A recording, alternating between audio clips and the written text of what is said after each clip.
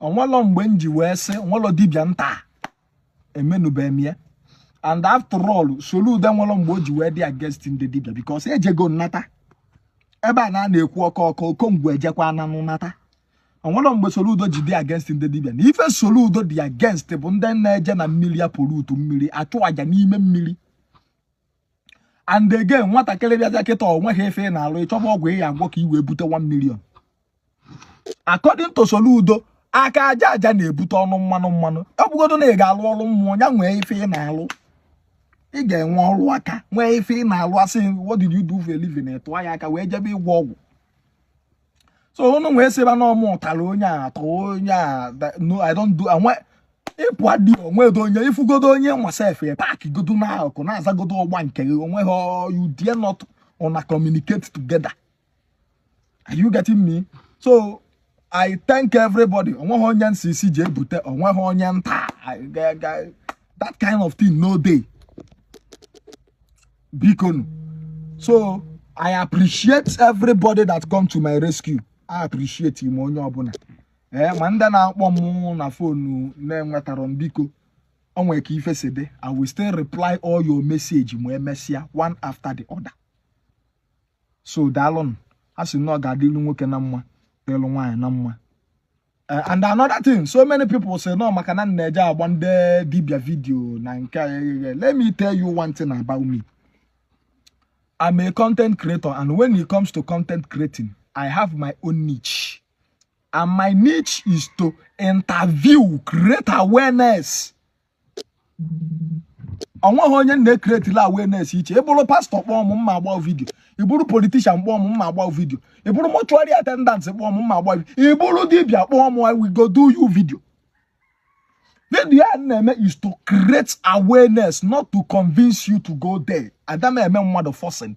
Onye nsị na akpa amalugo ebe ọ ya ejenyu nsị. Ebe ọ bụ na ị ga-eji nwa aka iwelu ngazi tọnụ nni kuri eki n'ọnụ. Ada enye gị nni n'ọnụ. Why mụ nwa dị ifa ibute nwaanyị ịmalugo ebe ị ga-eti ya amụ. Sịrọ mwa bụzi Okongwu gwasị gị je egwo. Adama agwa onye ọbụla dị je. Inwe challenges ịchọ na ịchọ ebe ọbụla so gị go and sort it. Ọ gbasara mụ nwa bụ Okongwu. My own is to create awareness. Nekwo na ife adị. Nekwo na ife adị. Gee na onye na-eme ya ntị ka ọ nụ from him. That is my own niche of content creation.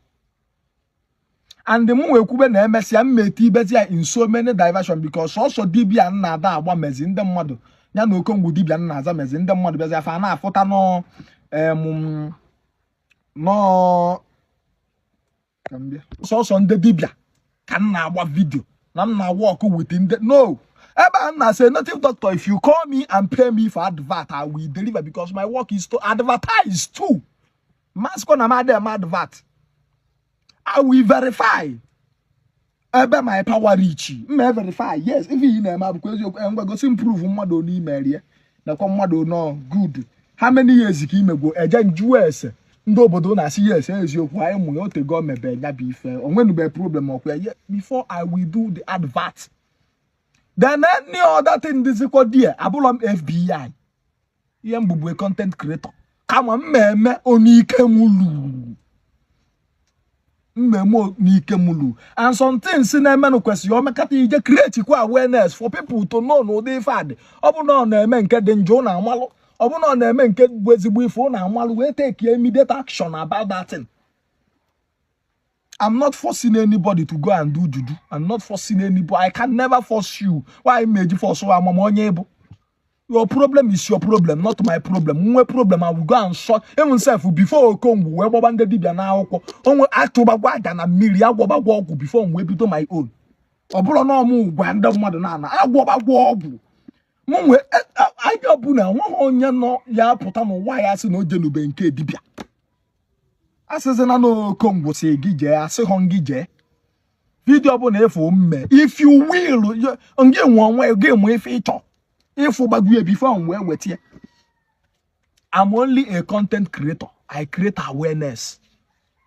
All so instead of you fighting me, if you don't like what I'm doing, pass. Thank you very much. I appreciate every one of you. I say no gade no work na model one na mo onyo no na anugbo ni ebu Okongwu dibia dey see ife di iche. Address e bi ife dey mma na ade.